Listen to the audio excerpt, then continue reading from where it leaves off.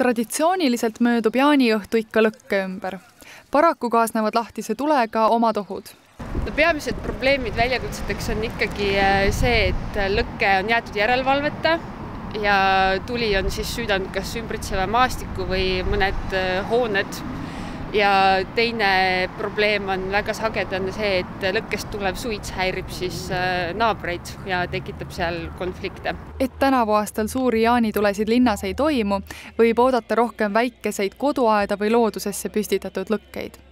Millistest põhitõdedest aga lähtuda, et tule tegemine kulgeks ohutult? Tuleb kindlasti valida selleks mitte süttiv pinnas ja veenduda, et see koht, mis on lõkke tegemiseks valitud, oleks siis ümbert puhas igasugusest põlevmaterjalist.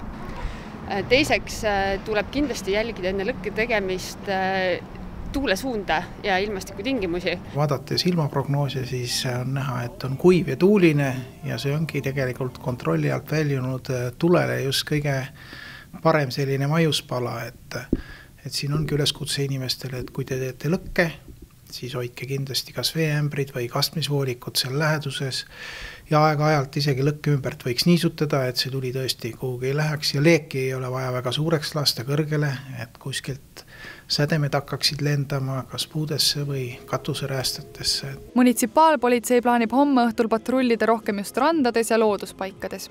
Igas linnapiirkonnas on liikvel ka Päästeameti lõkkepatrullid. Tuleohutusalast nõu saab küsida Päästeameti infotelefonilt 1524.